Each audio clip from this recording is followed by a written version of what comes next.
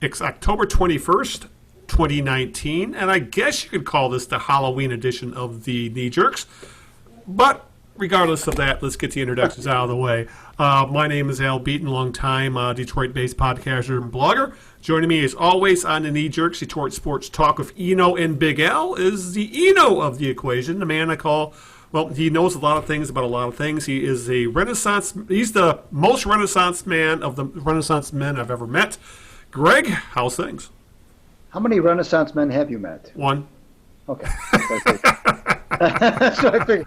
I'm doing well, Al Beaton. Thank you so much for that. I am Greg, from Greg, my WordPress blog, Out of Bounds. I should say that. And my hockey blog is The Winged Wheeler, also hosted by WordPress. Follow me on Twitter at Greg, Follow the Knee Jerks on Twitter at the Knee Jerks, and of course we're on Facebook as well. We have. We're recording this on Monday night, not Sunday night, but still we're recording this after the Lions loss to the Vikings. We'll talk, of course, about that and a little bit about the Packers game the week before that. We've got some Red Wings to talk about as well. They're going down to earth after their, 3-1 start. So we'll talk about that. And maybe, I don't know if we'll get into too much more than that tonight. We're starting a little late here on Monday night, so we'll see. Yeah, all the news that's fit in about an hour and 15, essentially. Right. So anyway, before we get to any of that, let's play a game we like to call Whose Birthday Is It, Maestro?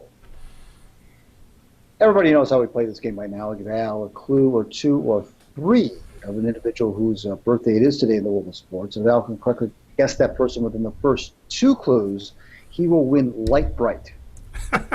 Light Bright. I can think of the thing. I can think of the jingle from the commercials. And yes, I did have a Light Bright growing up. I think everybody did. Everybody had a Light Bright and a Spirograph. Spirograph. I was going to say that was the other one. Spirograph. As they foisted the game, the toy people foisted arts and crafts stuff on you. Yes, if you're a kid of the '70s, exactly. And Etch-a-Sketch. Yes, Etch-a-Sketch, of course. Yeah. This person, Al, was born in 1959. He's 60 years old today. He made his name in the world of baseball, I will say that. He was a slugging outfielder, I will say that. He played predominantly north of the border, I will say that. And he was an MVP in the American League, and I will stop there. Wow, let's see. So played north of the border, MVP in the American League, and what was it? And what was the rest of that? He was a slugging outfielder. Slugging outfielder, played in born '69. I'll try 59, Joe. 59, which would, but yeah. Oh God. Here's a couple of guys that come to mind. But it depends on the age thing we're thinking about here. Oh, God, there could be Andre Dawson, Tim Raines. God, I know. God, there's a couple of guys I'm thinking of here. Oh, crap, I'm just wasting time at this point. So I'll go with Andre Dawson. No. That's a good guess. There's a couple other ones, but he's Dawson didn't play in the American League. Yeah, I kind of realized that when I said it because there are a couple of guys in the back of my mind. Then probably there's Joe Carter, there's Tim Raines, a couple others. I'm sure I'll guess them, and one of those will be the correct answer. But we'll get to that later. So I got to make room for the Light Bright before we do anything else. Anyway, but before I have a chance to do that, we got to talk about what we have going on in the show. Essentially, we'll spend, I think, the majority of the time talking about the Lions. What else is there to talk about in Detroit at this point? So, since we last spoke, Greg, I think what my quote was, in the last show, I was quoting Bill Parcells when he was saying the record. You are what your record says you are. Right. And at that point, the record said, well, they look like playoff contenders. They're hovering around the top of the NFC North, and they had a couple of possibly winnable, we thought, NFC North games on tap when we last talked. Well, those two games have happened, and Greg, to quote Bill Parcells again, we are what the record says we are, and what the record says they are is that they're last place team in the NFC North. So in 2 weeks, a little more 2 weeks since we talked, Greg, they've gone from contenders to pretenders. Thanks to that narrow, very controversial loss to the Packers. And then essentially they got their asses kicked by the Vikings. Thanks to those losses, the Lions have plummeted to 2-3-1, bottom of the NFC North. Now 12th overall in the NFC going by winning percentage. They're 3.5 games back of the Packers already after 7 weeks of football. Then they're I think 2.5 back of the Minnesota Vikings. They're also behind the Bears, who they still have to play. Yet haven't played the Bears yet. But with all that said, they aren't. The playoff picture is looking kind of cloudy right now. They have literally no margin for error left because the schedule does ease up, Greg. Like they play the Giants next week, very winnable game. The Giants, for lack of a better word, suck. Playing a rookie quarterback. After that, they have teams like they got to play Denver and they got to play the Bears twice, who look very beatable. Essentially, and they got Oakland. A bunch of middling teams, but you could argue the Lions are also a middling team at this point. The way they looked over the last couple of weeks. To make the playoffs, it's looking like it's going to take at least 10 wins to get a wild card. It's going to probably take more than that to win a division. So that means the Lions will likely have to go 8-2 over the remainder of this NFL season. Even worse, that means they'll probably have to leapfrog 5, maybe 6 teams to just get the second seed of a wild card. Does this look like a team that can go 8-2 over the final 10 weeks? Absolutely not. Yeah. Absolutely not. They were, how many times have we seen this movie, Al? Well, that's what we said. We're at Show Us. These 2 weeks are going to show us. How many times have we seen a quote unquote statement game? They were all ticked off after the Packers game, and which we will get into. Get this bad taste out of our mouth, and we're going to go out and we're going to go in front of a home crowd. We got a big quote unquote big division game here, and what do? They lay an egg. I mean, it's what they always do. This time it was on the defense. You know it's going to be one of the 3 things they're going to screw up. This time it was the defense. Totally laid an egg. They were feckless, completely defenseless against the Vikings. You couldn't stop the run, couldn't stop the pass, couldn't stop. They as if 500 yards of total offense they gave up. As if they've never seen a play action play in their life. It was just unbelievable. I shouldn't say unbelievable. It was very believable, actually. Yeah. That's the problem. It was very believable, very predictable. The offense did what it could. I mean, you put 30 points on the board, usually you're in good shape. But offense could not keep up with the defense. Yeah. And they were just, every time the Lions scored, the Vikings had an answer. And it just, this defense, Al, which I believe is ranked, I think it's now ranked 31st in the league. Yeah, was supposed to be the calling card of this year's team, and on top of that, the run defense. Yep. I don't know how much money Bob Quinn threw at the defensive line. I mean, he threw a bunch of money at the defensive line. Yeah, between Trey Flowers, Mike Daniels, and extending Snacks Harrison, that's a crap ton of money. How many times have we seen this movie, which is a guy comes to the Lions, whether he's a draft choice or a trade or a free agent, plays well initially, gets everybody's hopes up, and then completely falls apart. We've seen that happen so many times with guys, or they get guys in the back ends of their career. In this case, Snacks, he's been virtually invisible this year. They gave up 166 yards, I think, rushing to the Vikings. Dalvin Cook, who, granted, he is a good. He's not chopped liver. I get it, but he was unstoppable. They made hardly any tackles for loss. They didn't sack. They didn't have any sacks or tackles for loss in that game. No turnovers. And I think what the worst part was is that Kirk Cousins is known to fold under any kind of pressure. He never got hit.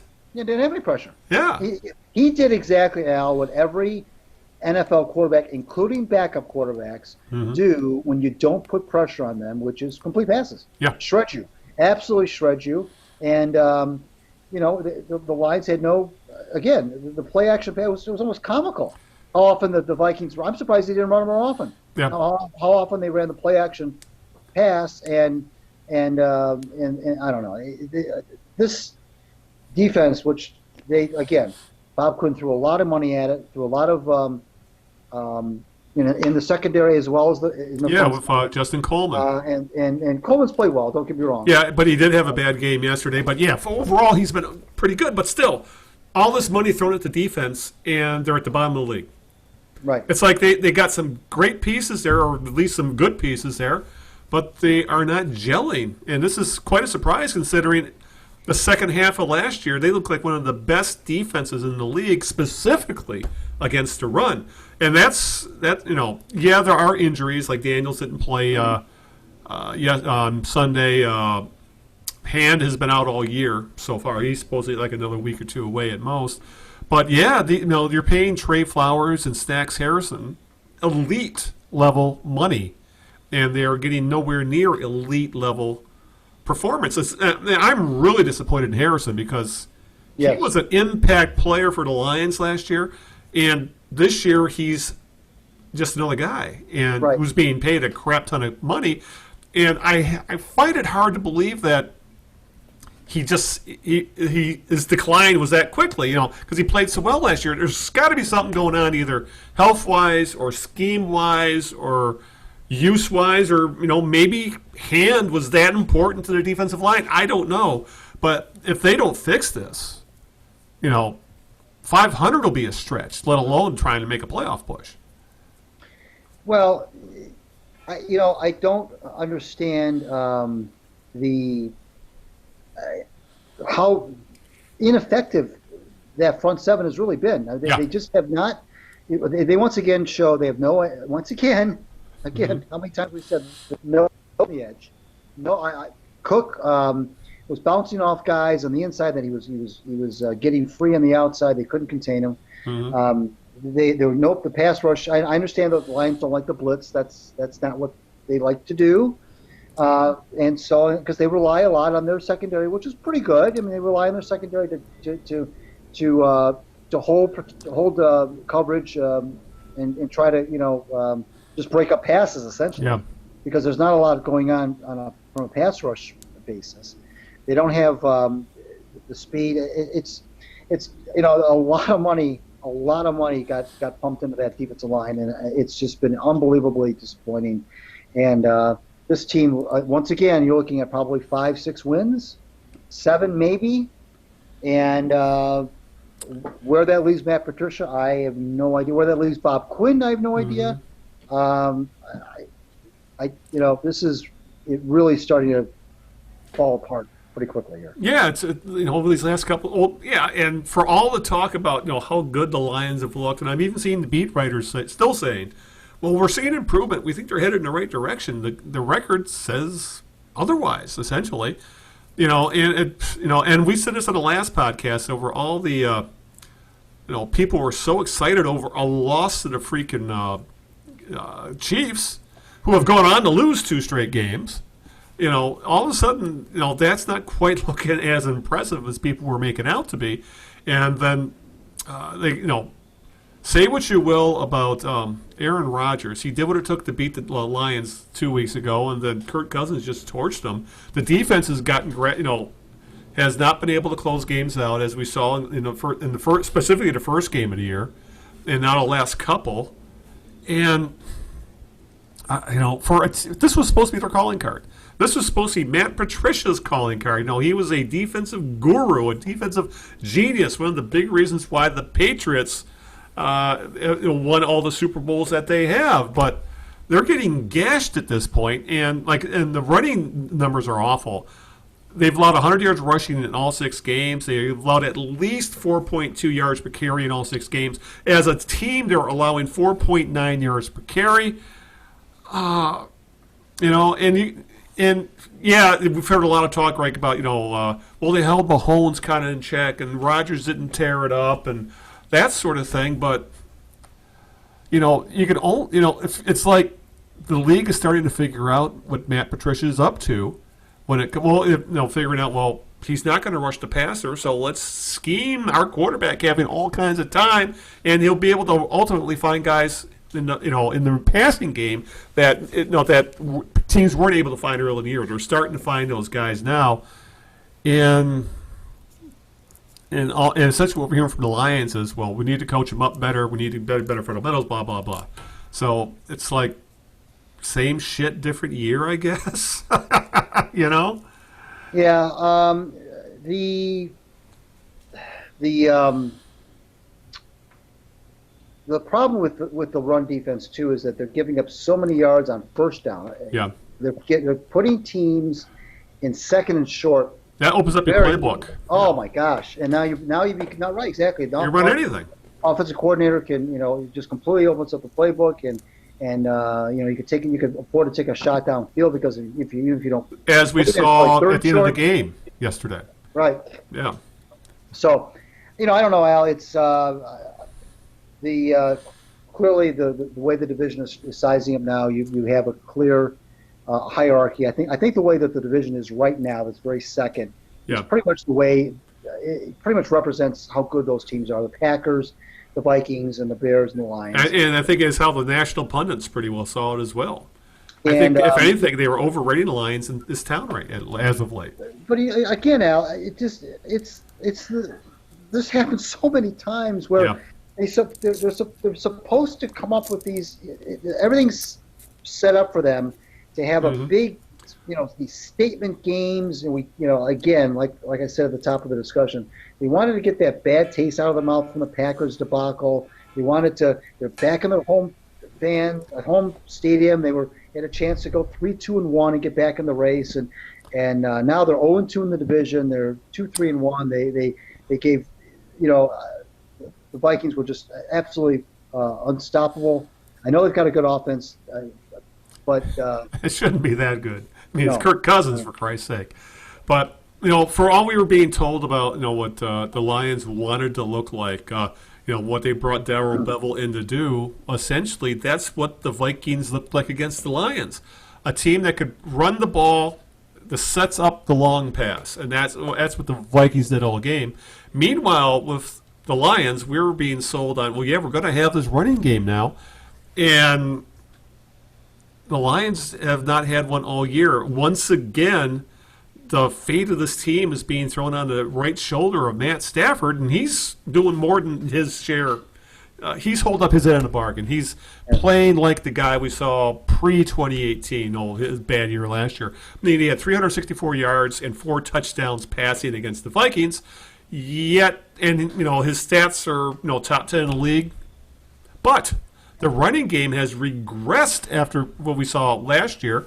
Kerryon Johnson is averaging a whole 3.3 yards per carry, and the team's only averaging 3.8. And guess what? Kerryon Johnson is hurt. Came out tonight that it's expected Kerryon Johnson is going to miss more time. They're not saying how much, but it's a game-by-game thing. And we saw that game-by-game last year ended up being 6 games in the whole season. So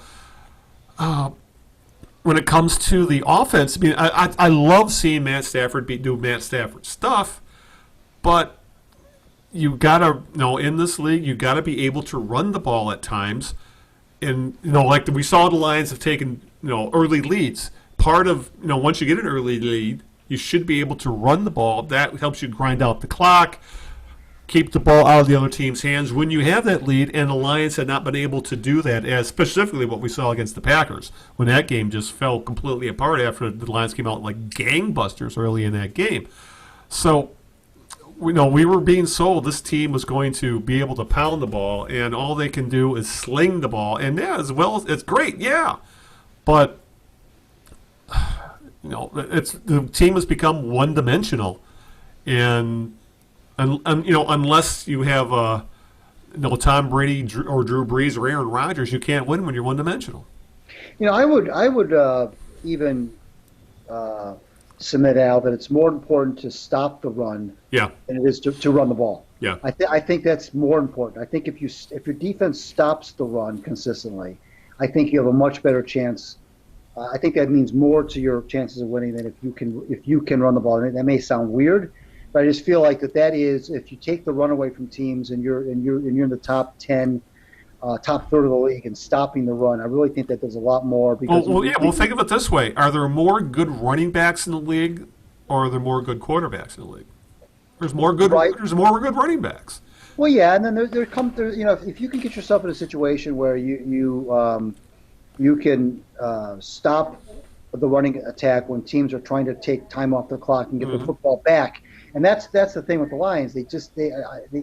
They're allowing teams to keep their defense on the field by being able to gash their defense for 6-7 yards on first down, which puts the defense behind the 8 ball, because now you're looking at 2nd and 3, 2nd and 2, and that drive is that set of downs is almost a guarantee to turn over back to another first down again. Yeah.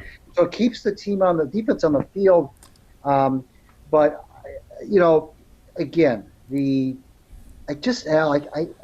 just feel so. I almost feel embarrassed for these folks when they were 2-0-1. We're getting a little excited, and you asked me, is this for real? And I said, well, let me see. Yep. And sure enough, 3 losses later, and we talked about let's not no more moral victories. Let's go out and beat some of these teams, and they don't. They have some good players. They can do some things, but most of those good players are on the. It's just I don't understand. The defense was supposed to be the what was going to do the heavy lifting for this team. Yeah. And it just has not. The secondary's been okay. I don't have a lot of issues with the secondary. I really don't. No, and there's only so much they can do when the quarterback has 10 seconds to throw the ball. Right. And if the Eagles didn't drop a million passes, in the game, they would be probably 1-4-1 right now. Right. Yeah, it's and the defensive, essentially it's been the front seven. They've had issues with the defensive line, as you said, and the linebackers. Davis is looking more and more like a bust every day. I mean, if you look at his Pro Football Focus ratings, he's awful. He has some of the worst ratings in the league. Tavai showing flashes, but he's a rookie. And then the rest of the linebackers are essentially a bunch of journeymen. And, none of these guys are impact guys. So when your front seven is struggling the way they are, it's no surprise that they can't stop the run, can't rush the passer, and sooner or later, your defensive backs are going to crack under the pressure. Or, like we said, Darius Slay's gotten hurt. He missed most of the game yesterday. So I don't know if this team right now, Greg, it's and the thing is, I'm afraid this team's going to give us some false hope, just because the schedule looks it's not that daunting coming up. They got the Giants, Raiders, Bears, Redskins, Cowboys, the Buccaneers down in December. It's one of those things where they're going to, you look at they're going to win some of those games, obviously. They're good enough to beat teams like Washington and the Bucs and probably maybe the Bears once, whatever. But that means we're just going to remain on that treadmill of mediocrity. The Lions are going to end up, as you said, 7 wins maybe, somewhere in that. We'll get a draft pick from 12 to 15, and and there will be another year about winning the division, another year about making the playoffs, another year about winning a damn playoff game, and if the way things are going right now, you would think that would put the coach and GM on a hot seat, extrapolating the season out the way it's beginning to look, but. Right now, I'm thinking, since these guys were tied at the hip, what was it, a 4-year or 5-year contract? We're going to at least see year 3 of the Quinn Patricia show, and we'll see what happens. But, so far we're almost a year and a half into this, this Patriot way. And it's proven, just like it's proven with every other team that's hired Patriot expats, is that the Patriot way is essentially Belichick and Brady. Mm-hmm. And we've seen it in Houston, we saw it in Kansas City, we've seen it in other cities that have tried to replicate what they have in Boston with the Pats, and it's not happening. It doesn't look like it's going to happen here either. No, it doesn't look like that. I don't know where you go from here. Yeah, that's the thing. There's a lot of big contracts. There's a lot. You've got a situation where you're going to eventually need a new quarterback. You're going to need. For example, look at the offensive line. There's already talk that they're going to let Rick Wagner walk. He's your right tackle. Okay, there's something you're going to have to replace. They still haven't given Graham Glasgow an extension. He is going to be a free agent next year, and he's been one of their best offensive linemen. They got a lot of decisions to make.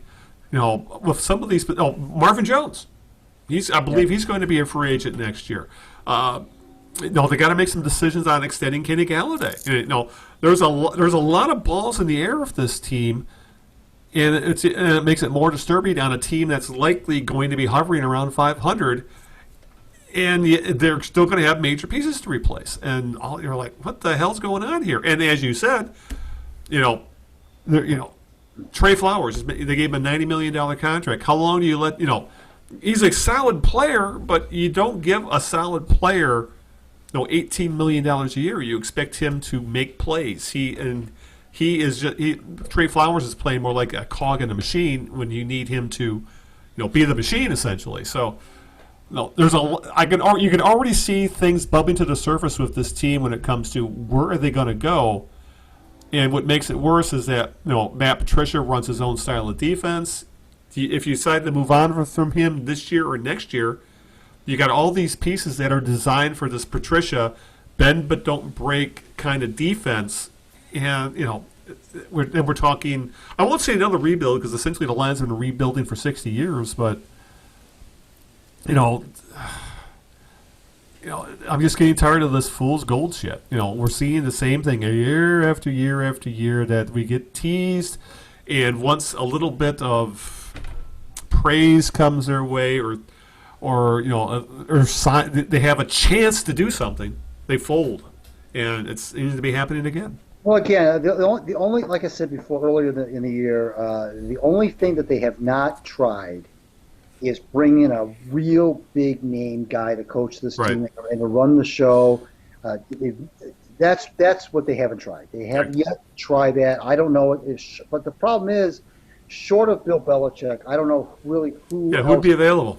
That would be, but that's the only thing they haven't done. That's the only thing that's left is to just hand the keys over to somebody who's done it before. Look at all the things they've done lately in the front office. It's been, it's ever since the retirement of Russ Thomas. It's been one guy after the other who has had no experience, little to no experience, calling the shots. Chuck Smith, who really wasn't even a football guy, frankly. No, he was a bean counter.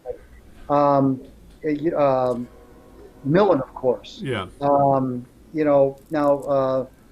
Then Marty Mayhew and the worst GM in history. Let's hire his protege. and Quinn and they've never really gone out and gotten that guy who just he's done it. He's been there. He's done it. He's won. He's sought after. He's somebody that other teams would fall down over to hire, and they have not done that. And that's the one thing that, because frankly, it's still, you could say all you want with the coaching, and that's for sure. But it's also that player development, player procurement, player evaluation thing that's also been missing. And again, it's not that Bob Quinn, it's hard to kill the guy because it's not like he's not trying. It's not like he's not spending money. It's not like he's not, but obviously they're just not making the right decisions.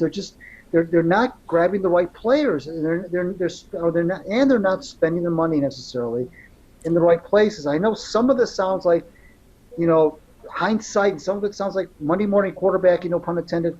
I understand that, but it's been cyclical. It's a constant. That's all we've seen now in the last 20 years. Believe it or not, it's been almost 20 years since they've hired Matt Millen, which is unbelievable.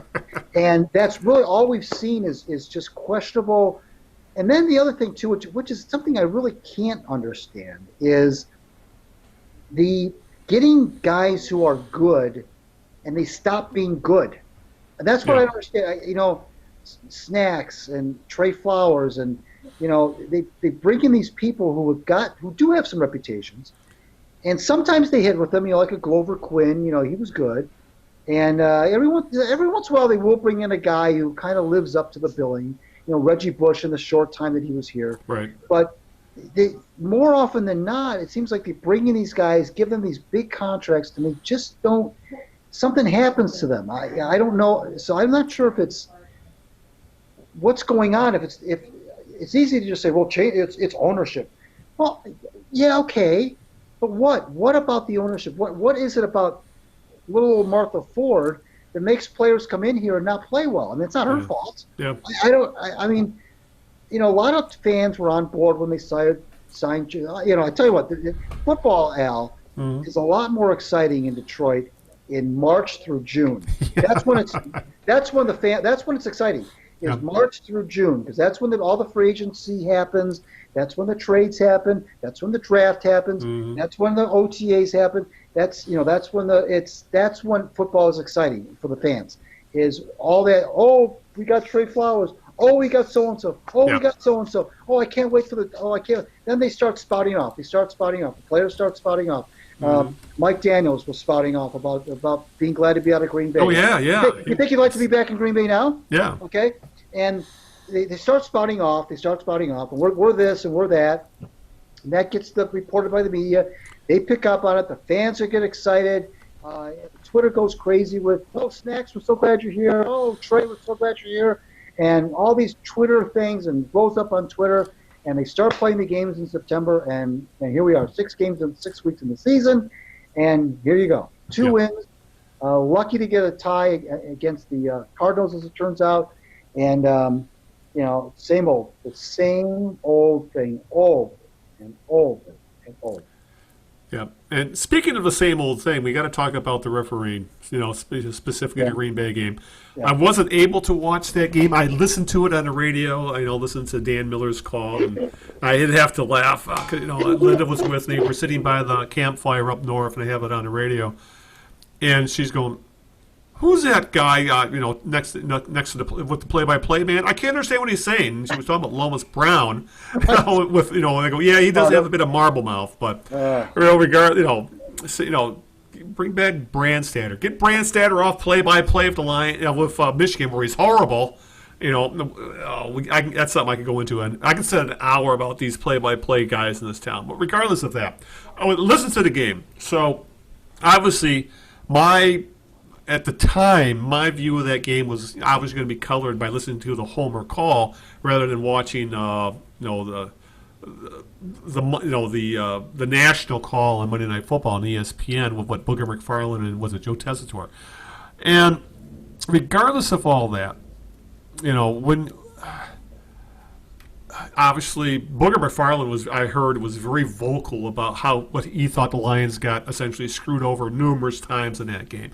Oh my God, you should have heard Dan Miller and Lomas Brown going on and on about the refereeing.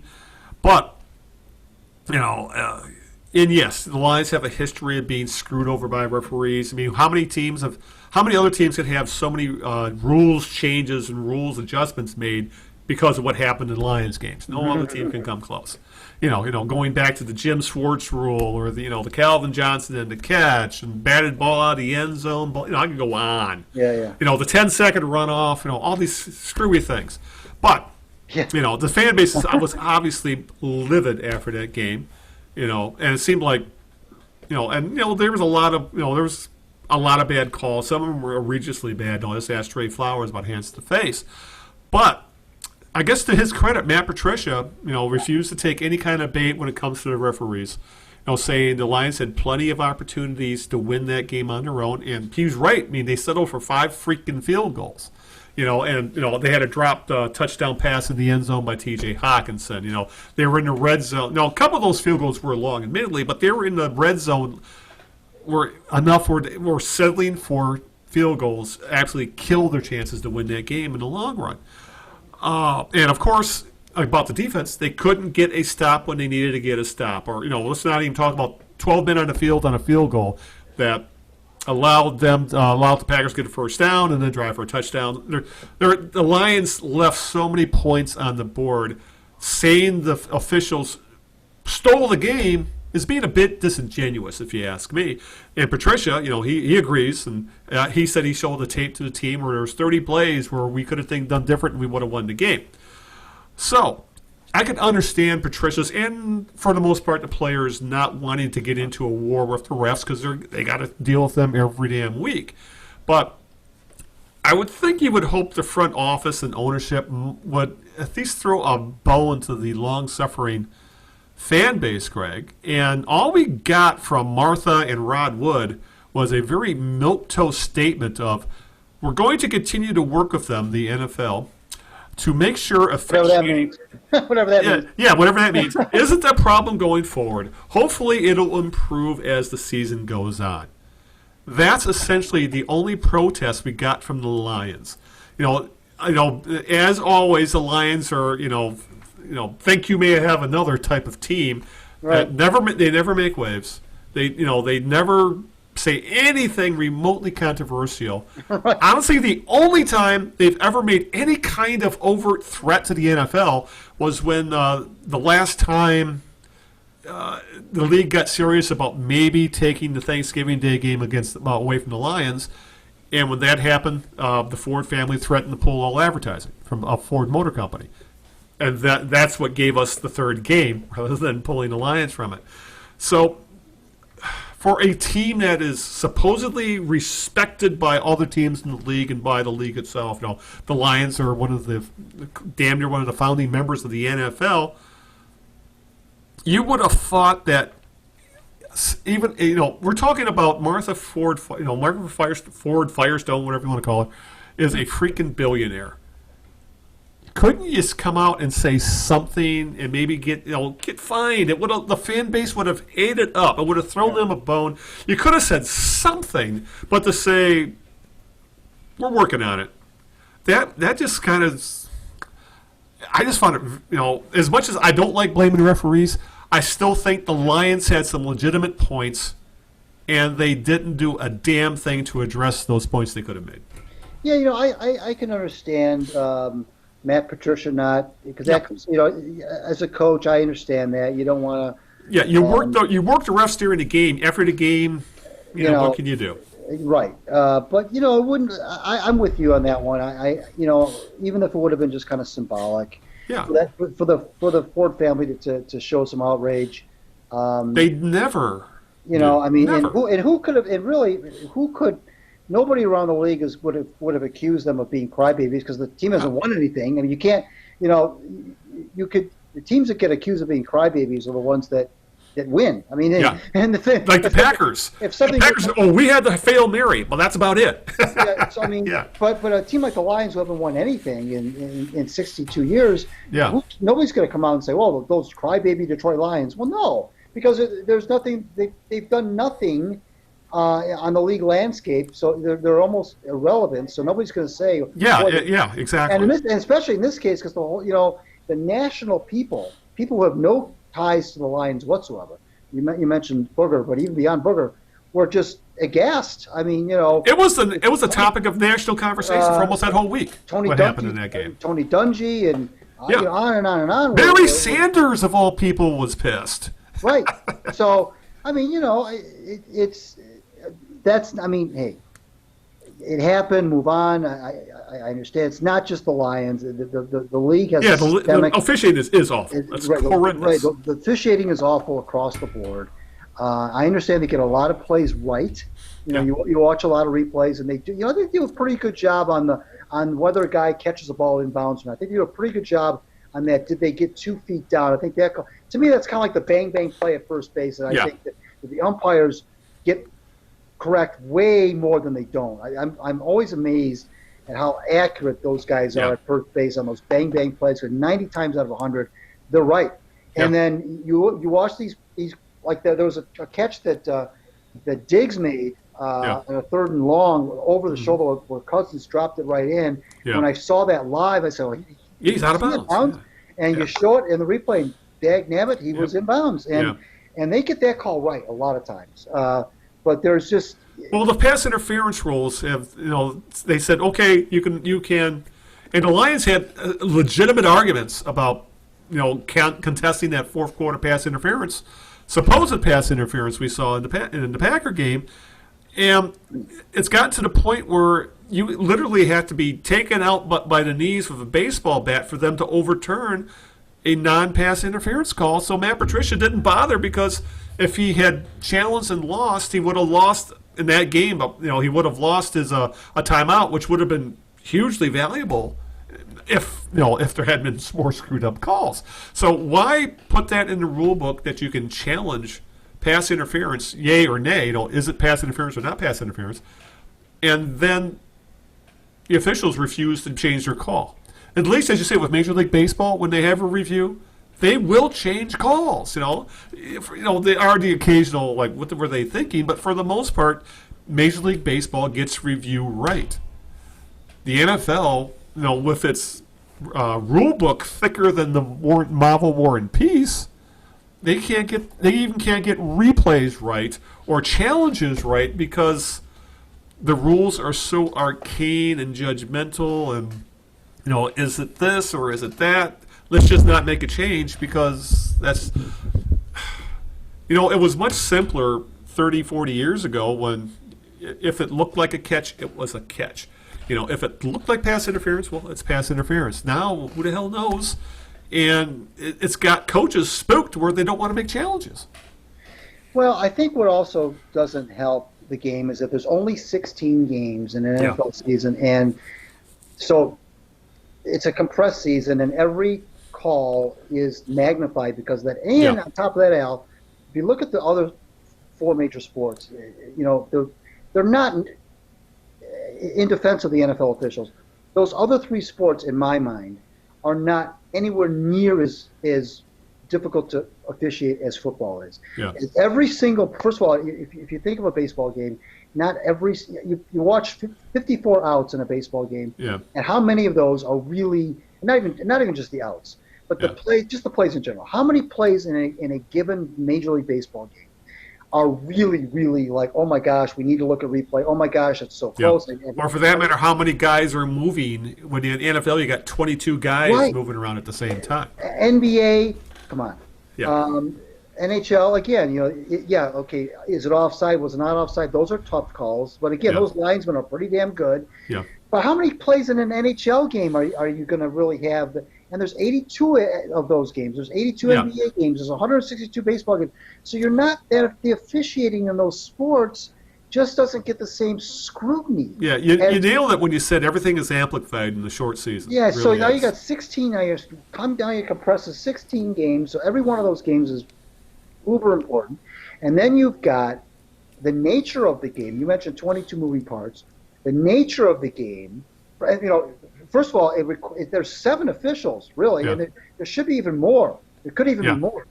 But so just the fact that there's 7 of them gives you an idea of how difficult. And this is all played out, Al, of course, on a horizontal. With baseball, it's the diamond, and with hockey, it's going all over the place. And basketball is obviously pretty much up and down. But football is this,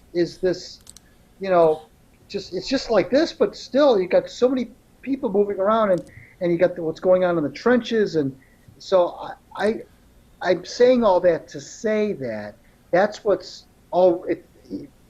is already in place. Even if you didn't have any bad calls, all those things are in. That's just the nature of the beast.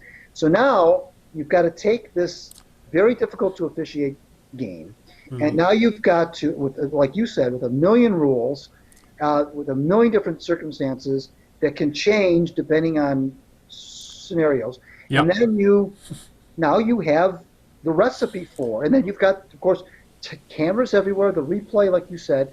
So now you've got the recipe for what you have, which is these bad calls getting way more attention, obviously. Because, what happens, Al, is that commentators like you and me and all across the country spend way too much time on Mondays talking about the refs.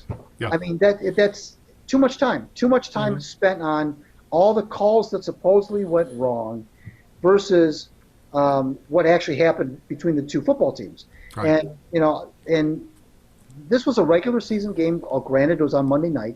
It was a regular season game. These kinds of things happen in the playoffs. They happen in the Super Bowl. They happen in crucial games down the stretch. It's just the nature of the beast. The idea is try to put yourself in a position where the officials can't decide the game. I know it's easier said than done, but that's what you got to try to do. You almost have to overcome that. Yeah. But on the other hand, Al, both teams are playing under the same bad officiating. I know Lions fans don't want to hear that. They want to They want to play the victim, Detroit versus everybody, which is a bunch of baloney. It's everywhere. It's across the league. And, and the reason, Al, that it seems like it doesn't happen to the good teams as much as it happens to the bad teams is because the good teams are good, and they can overcome it. Yep. You can't, and that's essentially what Patricia said is, if you know officiating is going to be bad, then you have to take that out of the equation by playing better. Right. Essentially, and and to the coaches and players' credit, I think they have to move on. They can't linger on right. this stuff. Right. I just in the end, I just would have loved to have seen ownership and front, be it Wood or Quinn or somebody, and blow a gasket or something. And they say, well, we don't know what's happening behind the scenes. Well, if something happened behind the scenes, I'm sure we would have heard about it. Because as we know, every league has leaks. But regardless of that, officiating sucks. The NFL's got a problem.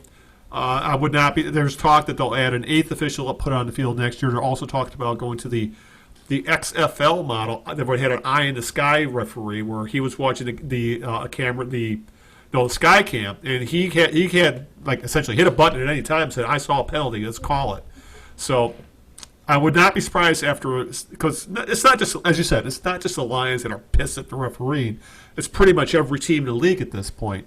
So I have a feeling this offseason we may see more correction as to what's about how the game is refereed, and rather than make rules changes, maybe just, as you said, put another guy in the field, put a guy in a booth who can make calls, and let the chips fall where they may, because the game has become too fast and too complex to go strictly by what the guys on the field see. They're going to miss stuff. So, right. All right, Greg. Question 2 of the birthday game, because I need to dust off a spot for the light break. All right, let's do it. Born in the state of 1959, 60 years old today. Slugging outfielder. Won an MVP award in the American League, playing north of the border. Yeah. I will tell you that he also played a handful of games with the Cubs and the White Sox, but primarily north of the border. I will also tell you that he is, and this may be a giveaway, but he is not, he is a 3-time All-Star. He is not revered in Detroit. Let's put it that way. Yeah. I'm guessing, is it Joe Carter? No. Oh. No. Ah. What would Detroit fans have against Joe Carter? I don't know. We have a lot of things about a lot of guys. But he's just the first one that came to mind. But once I give you the gimme, you'll know it. Yeah. It's oh well. I guess I'll have to scour eBay for a light bright. So I guess. All right. Let's move on quickly here. Let's talk about the Pistons real quick, Greg, because we have not talked about them at all. It seems like essentially months. And well, the NBA season starts, I think, tomorrow or Wednesday. I believe the Pistons tip off on Wednesday. And, as I said earlier about the Lions being on the treadmill of mediocrity, well, that's essentially what the Pistons have been for the last decade, since 2009, the last year they made the conference finals. And the Pistons have made a fair amount of offseason changes, between free agency and trades. They've added Derrick Rose, Markieff Morris, Tony Snell, Tim Frazier, Christian Wood, and they're hoping for guys to step up like Luke Kennard, maybe Bruce Brown, Thon Maker, and hoping for maybe some of the rookies to step up. We'll see what happens.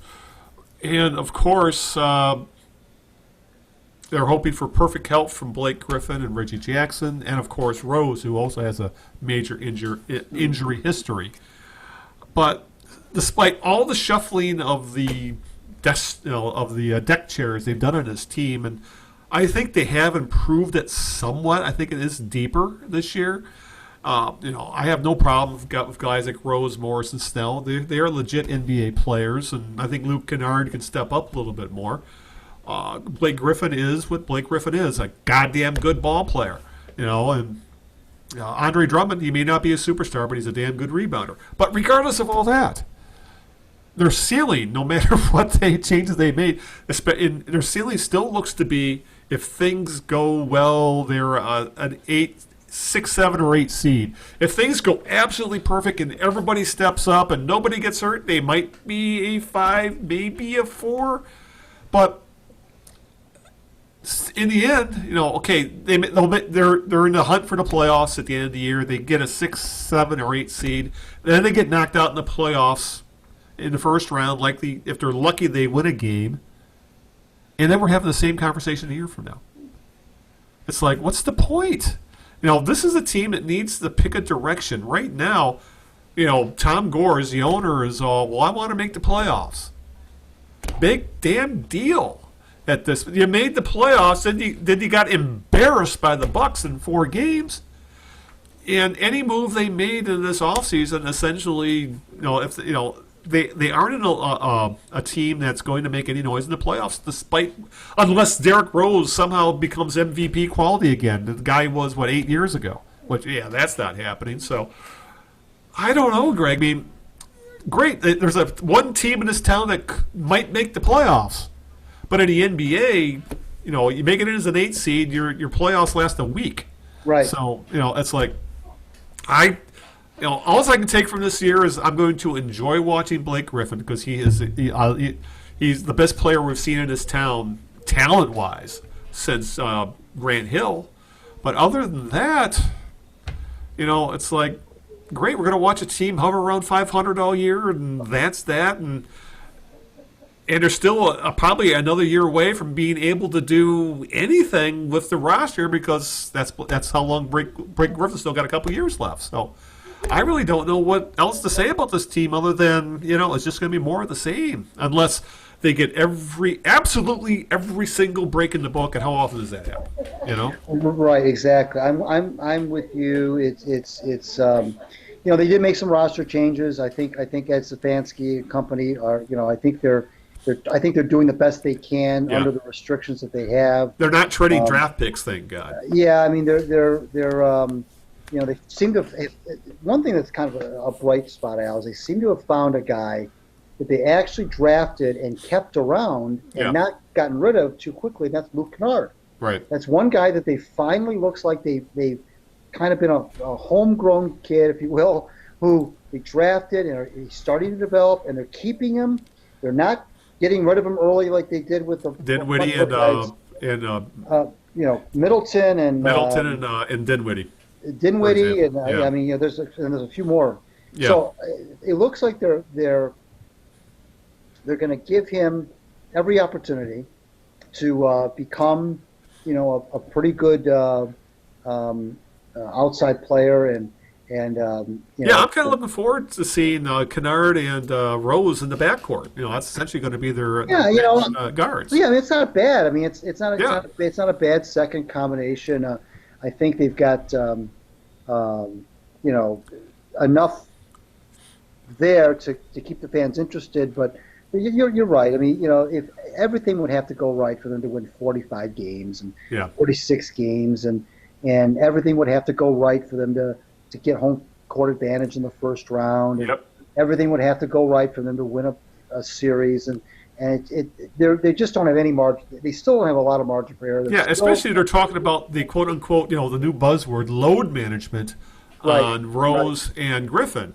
And this team is not going to win games without Blake Griffin. I can understand why they want to rest him because he was essentially broken by the end of the year. Right. But if they sit him, 15, 20 games, what they probably want him. They probably want him to play 65 games. Do you really think they're going to win those 15, 16 games he sits out? No. So, so this is a huge conundrum we got here. Right. Exactly. The only thing you can do is to just really manage his minutes.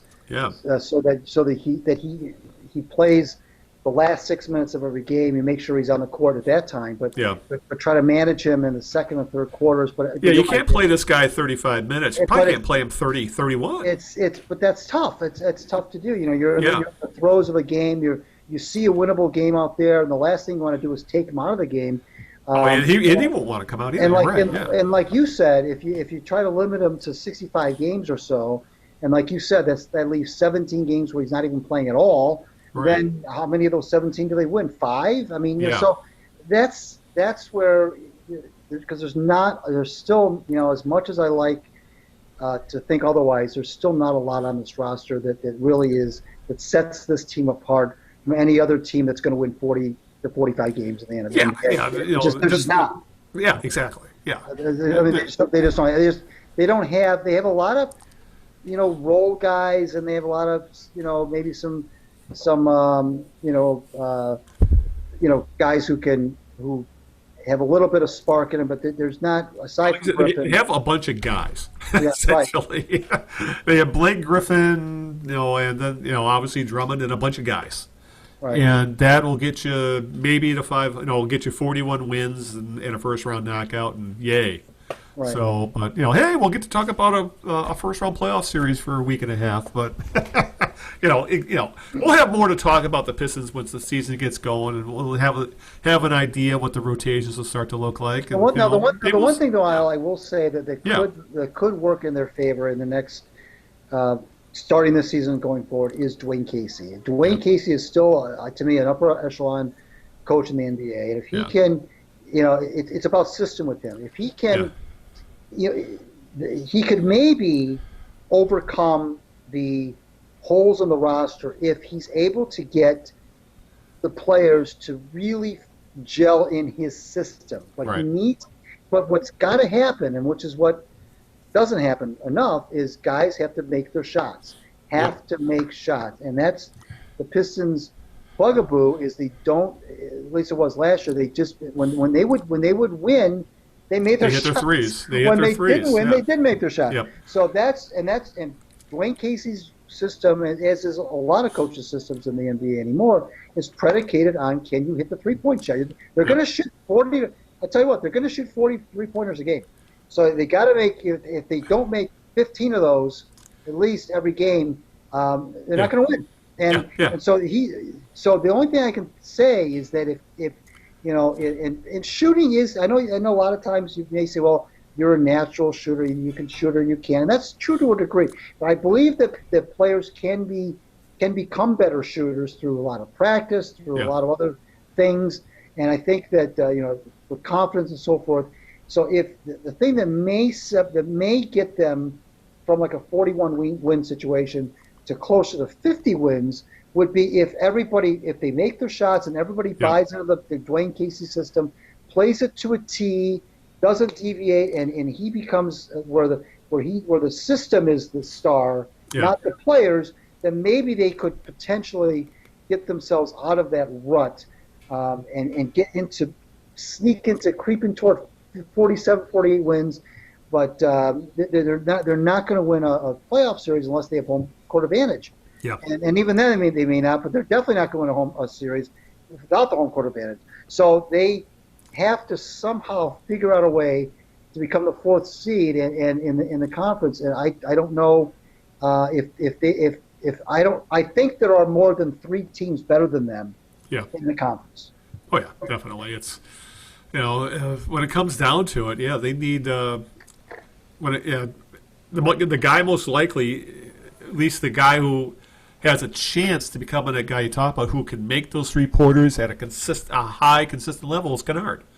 And he's really the only guy who has that kind of range in this team. The guy is a shooter, so we'll see if he can actually take that next step up from a guy who can give you 8 to 10 points a game to a guy who can give you 16 to 20 points a game and really open up the offense, because if you hit those threes, it opens everything else up for guys like Drummond and Griffin when they can drive to the paint. Because as you said, that's the NBA now. It's 3-pointers and around the rim. There's no mid-range in the NBA at all anymore. And, we're not seeing it much in college anymore either. Here's a telling statistic, Al. They were last year. The Pistons took the 6th most 3-point attempts in the league. They took that's that is a Dwayne Casey thing. Yes, they took 28. Their 2,854 attempts from 3-point land. Right, that was 6th in the league. But 3-point percentage, were 23rd. Yeah. So when you're way up here, way up here, I'm going above the camera, way up here in attempts, But way down here in percentage, that's Yeah. not a good combination. So that's got to clean. They got to try to get that, get the 23 up more toward the middle of the league, because if you're going to take the six most three-pointers in the league, but you're in the lower third and making them, well, that's why they only won 41 games. Yeah, and that shows they still don't have the players they need to truly run Dwayne Casey's system. Right. Because you got guys jacking up threes who shouldn't be jacking up threes. But we'll see what happens this year.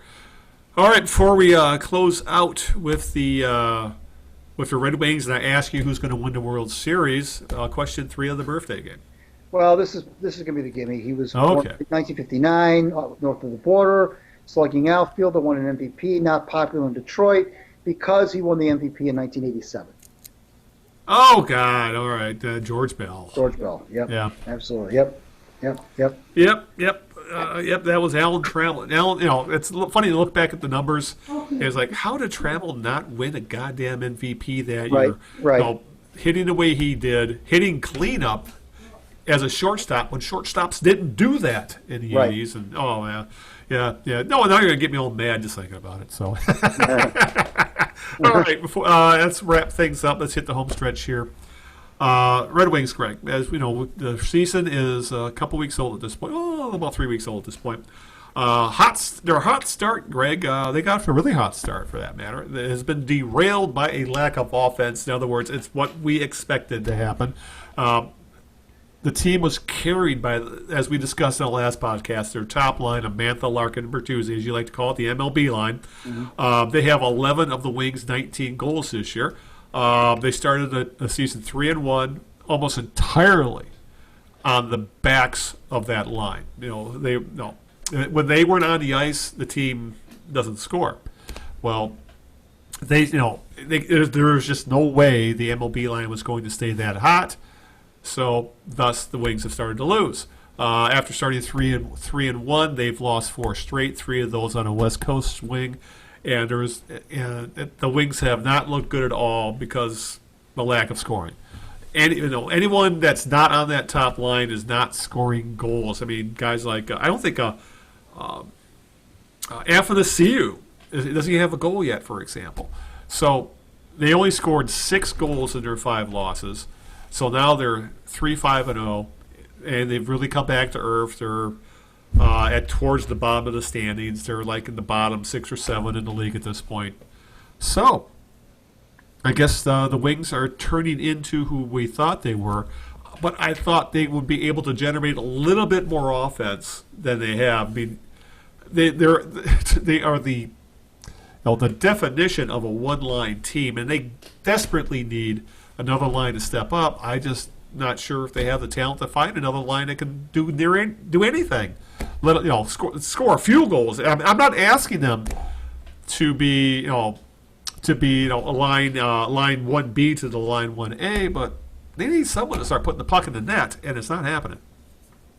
No, it's not, and it's not surprising that it's not. Yeah, happening. That's the thing. You're right. They have like I said before, they have guys on the roster who have scored goals in the past, but the key words are in the past. Yeah. They're on the back ends of their careers. The power play is awful, just god awful. And I know the power play, and I know special teams in hockey is very cyclical. You'll go hot for a while, you'll go cold. And ultimately, at the end of the year, it's that whole Bill Parcells thing. You are what you are. But and I know there'll be times where that's the nature of the beast. It's the power play is that way. But on the other hand, there's still going to be teams that are still going to be in the lower third of the league, and teams in the upper third of the league. And the Red Wings right now, just for whatever reason, can't seem to generate any offense on the power play. So they got thumped in their first 2 games out west by Calgary and L.A. Was it L.A.? Yeah. No, it was Calgary, Vancouver. Vancouver. Right. And then they played Edmonton tough. Okay. Yeah. So, they've given up a lot of goals. Already starting to hear some of the same quotes we heard from last year. It's not acceptable. We got to get better. All that other crap that you hear all the time. Of course, I guess what else are you going to say after a loss? But no, I mean they are about right now where we thought they would be. Yeah. This is this is the growing pains. This is part of it.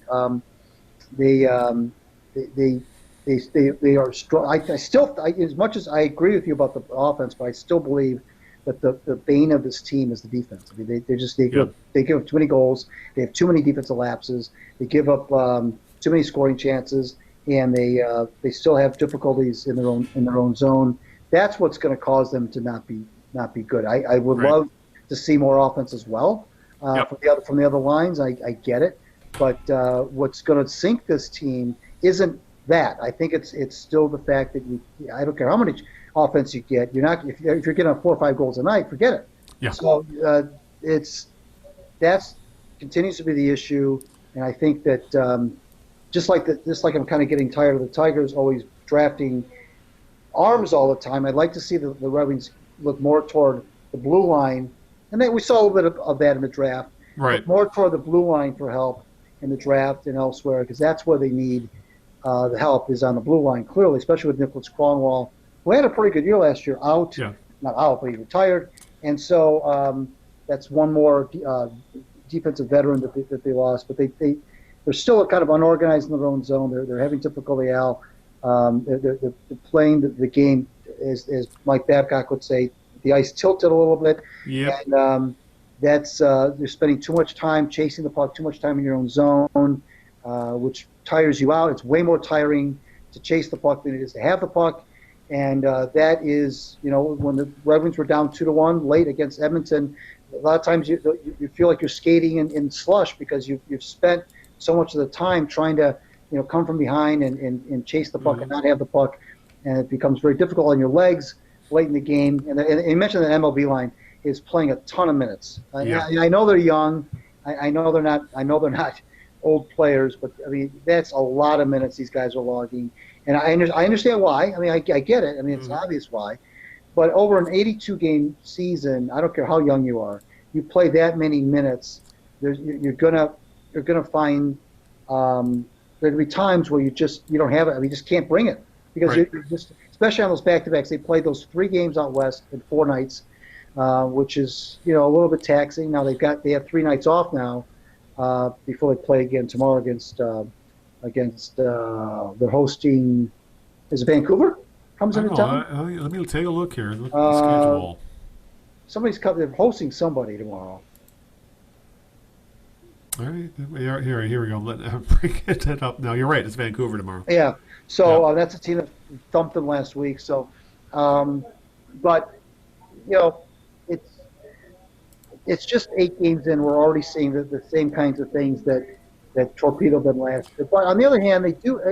Everyone, a lot of these players, Al, have one more year of experience. Yeah. I'm not throwing in the towel. They've lost 4 in a row, but they still. There's enough excitement on that roster to keep fans, kind of like the Pistons, keep fans interested throughout the year. And but they've given up 28 goals in 8 games. That's 3.5 goals a game. It's way too much for a team that's only scored 19. Right. It's basically try to shut down that. Try to keep the MLB. If you're the other team, you're trying to keep the MLB line suppressed and just let the other guys. Exactly. Take your chances with the other 9 forwards. Yeah, which is smart strategy, to say the very least. And to Steve Yzerman's credit, I think this season is what it is. I don't think he's not going to make any rash moves. He's not going to rush guys up from Grand Rapids. No. And I think it looks like he's essentially going to take this whole year just to see what he's got. Because he's not completely familiar with who they had in the minors and who their draft picks. He's got the luxury, Al, of he can take all the time in the world. He's Steve Yzerman number 1. He's got 20+ years of goodwill. He'll outlast. I'll tell you what, he'll outlast a lot of just about the whole roster. I mean, he's got plenty of time. He's got a carte blanche. He can do whatever he wants. This is a project. This is not. He didn't come in here for a quick fix. He didn't come in here, with the idea that he's going to be the guy that's going to, the Red Wings are just 1 or 2 years away. No. Right. He came in here for the long haul, and I said in my column a couple weeks ago, there are a lot of players, Al, on this roster that not only will they not be on the Red Wings roster when the team gets good again They Yeah. may not even be in the NHL by the Yeah. time the league, by the time the leagues get good again. Yeah, exactly. All right, before we wrap it up, who are you picking in the World Series since we're going to have a lot of ex-Tigers in it? Which is funny, 3/5 of the Tigers' starting rotation between 2012 and 2014 are in this World Series with Scherzer and Sanchez, stalwarts of the Nationals rotation. You got obviously Verlander, who was in the talks for another Cy Young as part of the Astros rotation. So, who are you picking in this battle of ex-Tigers? It's hard to pick against the Astros. They're so good. Yeah. They play the game so well.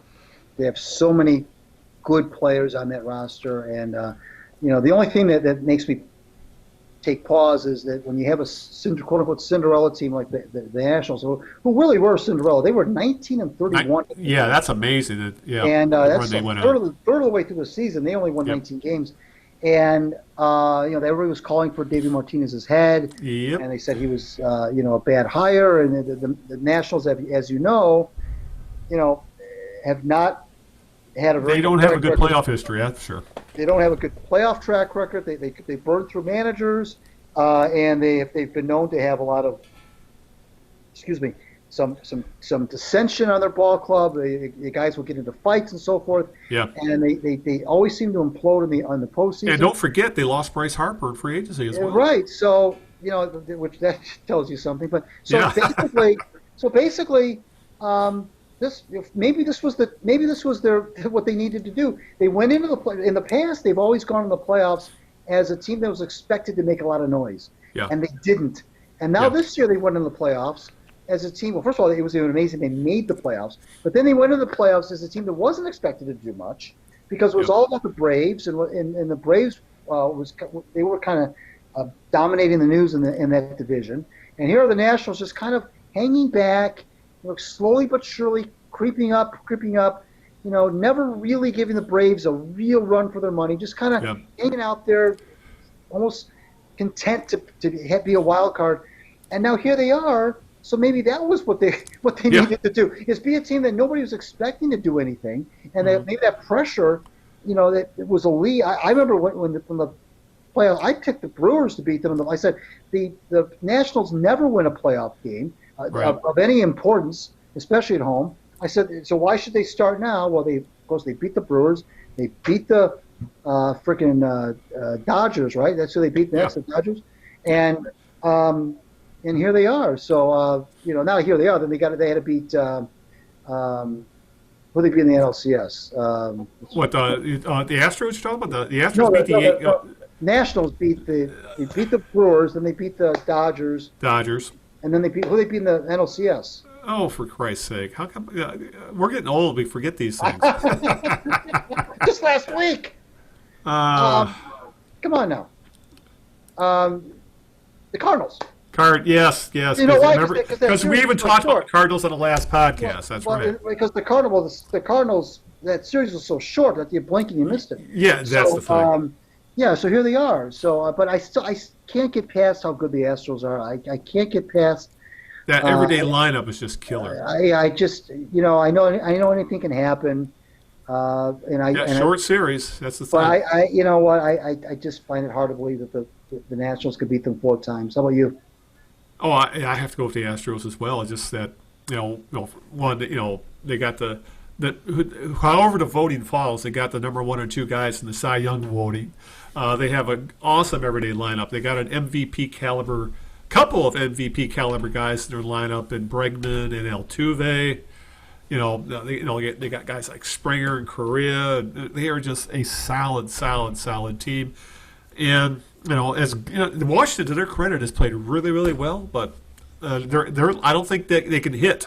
I don't think they'll be able to hit enough to stay with the Astros.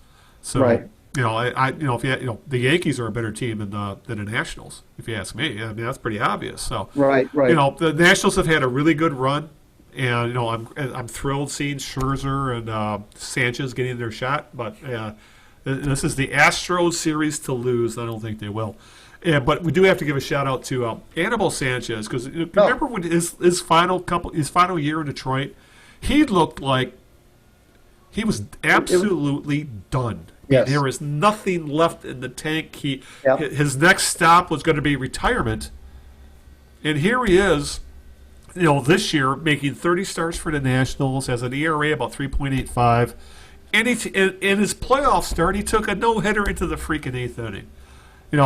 I don't know if it says more about how either Sanchez was able to figure it out, how he needed to change how he pitched, which he obviously has. He's become more of a quote-unquote crafty veteran rather than a guy who can throw the ball past people, or it says more about the Tigers who couldn't fix him.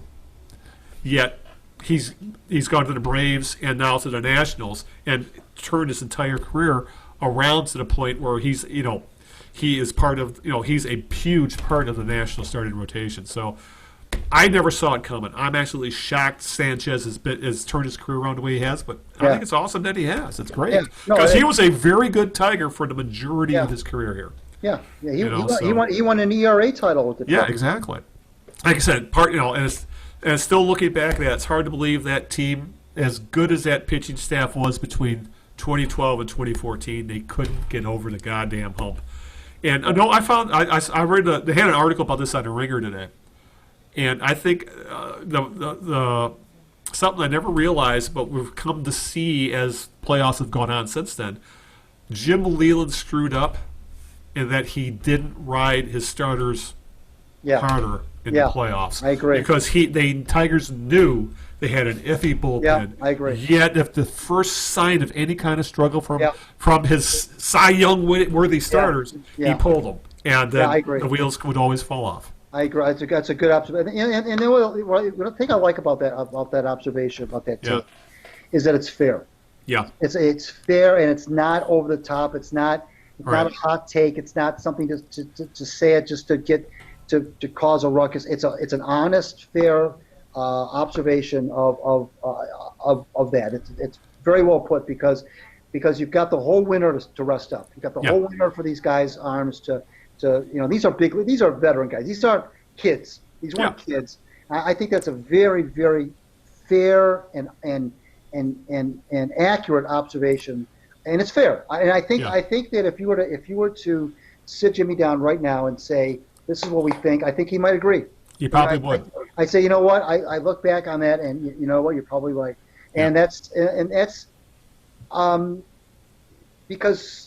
And when you think about it, when you think about of all the mistakes, quote unquote mistakes that managers make in the postseason, very rarely is it because you stuck with a starter too long. Right. I know the Grady Little thing comes to mind with Pedro. Yeah. But other than that, usually where you have the issues with, you name it, Joe Madden, Dave Roberts, you name it. Yeah. It's because that they go to the bullpen too early, not too late. In fact, as a matter of fact, I think if a manager goes to the bullpen too late, it's like one batter too late, it's almost accepted. It's almost like, that I'll live with it. I'll live with my manager sticking with the starter maybe one batter or two batters too long than I will. I can live with that more than I can live with taking a guy out too soon, because when you take a guy out too soon, you'll never know. Yeah, you'll never know. Right, and that's the other thing we've seen in how playoffs have evolved is that now we're seeing your best pitchers, which are almost always your starting pitchers, your aces, are being used in relief on their off days in the playoffs. Like we've seen it with Scherzer, we saw it with Verlander. We've seen both these teams have done that because if the guy's going to throw on his off day anyway, do it in a game for three batters. And it makes perfect sense again that if you're going to go down in the playoffs, you might as well go down using your best players. Right. And I think that has become very obvious in how the playoffs go now. That your best pitchers, you use them in every situation you possibly can, and rather than going with Phil Koch or something, or Joe Chamberlain. So. Oh my God! No, that brings back memories. Okay, with that, who's your jerk of the week? This is kind of low-hanging fruit because it's easy to pick on. It's easy to get mad at people who are on social media. But this aftermath of this kid Ronnie Bell, who dropped that pass. Oh my God! Oh my God! and that's why that's why these kids shouldn't have Twitter accounts. But the venom, sometimes we forget, Al, that these I call them kids because they are, 19, 20 years old. Yeah, he's I believe a sophomore, so he's like And 19. The absolute venom that was levied against this kid. All I can say about these people, get a life. Yeah. Get a life. If that's the worst thing that's happened in your life is that this kid drops a touchdown pass. And they're not even in a position to drop a game-tying pass if it wasn't for what Bell did earlier in the game as well. Right, and I'm not going to indict all Michigan fans, and Right. I'm not going to make there are enough of sweeping them. generalization. I'm not going to say That's it's what you say. just Every Michigan. fan base has these guys. It's all over the country. It's all Yeah. over. It could be any fan base, you name it. I'm not going to sit here and try to tell you that it's just Michigan, because it's not. So it's not. So but I am making them. I'm not making Michigan fans in general the jerk of the week. I'm just making the jerk of the week these people, these low life people, who go on these social media channels and just eviscerate this youngster for something he obviously feels very badly about. Oh, they showed the camera on him on the sideline. The kid was devastated. Yeah, he was on the verge of tears. I mean, come on now. I mean, really. And now they're sending him angry emails, and I mean, get a life. Yeah. And it's really sad that fans are telling him to quit football, and it's too bad, Al, that something like that kind of stuff brings out the absolute worst in people. Yeah. Just the absolute worst in people, and it's sickening. It's just sickening. Yeah, I'm with you there, because I know there was a lot of stuff happened over the last day. The one guy actually put his actual name and phone number and email in a letter that I believe that Bill's father publicized. And thankfully, he finally apologized for doing such a stupid thing. But yeah, we see this all the time. We see it on the college level, we see it at the pro level. We see it during recruiting when a kid changes his mind and decides to go to another school, and these people on social media insult 17-year-old kids over making over a life-altering decision these kids make, and they're getting ripped on social media because it's you nailed it. These athletes would be far better served if they weren't on social media at all, but it's not that kind of world. But yeah. The fact that some people get so wrapped up in a game to where they get so venomous, it's ridiculous. I'm totally with you there. All right, my jerk of the week are, first I was going to go with the Bell thing, but you took that, so I'm going to go in a slightly different direction, and that would be Lions fans who are, if you spend enough time online, again on social media, places like Reddit or Facebook or Twitter, you're going to see Lions fans, making excuses for the team, specifically, they're injured. They got injuries. Like we said, Daniels didn't play, Hand hasn't played, Snacks Harrison was limited somewhat yesterday because of he pulled his hamstring, yada, yada, yada. Guys get hurt. Kerryon Johnson's is hurt now again. And you know what? It's so, they would say their season's would be so much better if it wasn't for injuries. That's the old, if ifs and buts were candy and nuts, we'd all have a Merry Christmas. All I would say is, look at the Saints. They lost Drew Brees, a Hall of Fame quarterback. They don't have their starting running back in Kamara, and they're 6-1. I think Bridgewater. Yeah. I think they're like 5-0 under Bridgewater. With Bridgewater, yeah. With Bridgewater, it comes down to. Good teams have depth. Good teams can overcome injuries. Good teams, if they lose someone to injury, it's next guy up. Let's keep moving. Let's not change things. We're going to do what we do. And Bridgewater, I'll say at the very least, is earning himself some big money because he's proven he's a starting quarterback in this league. Regardless of that, though, they've stepped up. And the Saints didn't make any excuses. Brees is hurt. Let's go for backup. 5 games later, they're one of the best teams in the league. How about the Indianapolis? Remember all the Colts and yes, and Luck retiring. What are we gonna do? Yeah. Oh my goodness! And now, granted, it's only 6 games, but this kid, what's his name? The kid the quarterback for Indianapolis. Is it Brissett. it was Jacoby Brissett? Jacoby Brissett, yes. 4-2. He's humming along with the I think he's got like rating. double-digit touchdowns and only one pick this year so far. I mean, he's doing real well. I mean, they're 4-2, and so it's like Andrew who? Yeah. I mean, so that's exactly you hit the nail on the head. It's guys go down in the NFL all the time. So what? Yeah. Yeah, Bissett's got 14 touchdown passes and 3 picks this year. Like I said, the Colts are 4-2 in the thick of things, and again, they had enough. Luck was a great quarterback at times, but they said, well, and the Colts didn't panic. They said, we think we have something to Bissett because they drafted a couple years ago. The guys stepped up. And here they are in the thick of things. They haven't missed a beat. So my jerk of the week are Lions fans who continually make excuses for this franchise. Yeah. I have a feeling most people who are still making excuses for this franchise haven't been fans as long as we have. So they're probably they haven't had the hope beaten out of them just yet. But they're my jerk of the week. All right, with that, Greg, why don't you get out the thank yous and what's coming up and all that fun stuff. Sure. We will be back with you on November the 3rd. If my internal calendar is correct. Yeah. Don't know if I'll have a guest or not, but we will be back with you on November the 3rd. I want to invite everybody to read me at my WordPress blogs, Out of Bounds, and also my Red Wings blog, The Winged Wheeler, both posted by WordPress. Follow me on Twitter at The Knee Jerks. Follow us on Twitter at The Knee Jerks. Follow me on Twitter at Greg Eno. Thanks to my lovely wife Sharon for putting up with this nonsense she does every other week. And thank you, Big Al, for making Sunday or Monday nights so gosh darn fun. And I can't believe you didn't give a shout-out to your alma mater, Eastern Michigan, again. Oh, yeah, that's right. You're doing. They had another miraculous win. You care more about the team than I do. Yeah. They're 4-3. They're 4-3 after a big win over Western. They unfortunately laid an egg against Central the week before that at homecoming. But they did beat Western, and that makes them. And another miracle comeback type thing. Yeah, it makes them 4-3. They're still down in the conference, but they're 4-3 overall. What's more important? Eastern shouldn't be 4-3. That's awesome if you ask me. Well, if they can make it to 7 wins, that'd be great. When was the last time Eastern was any good in football?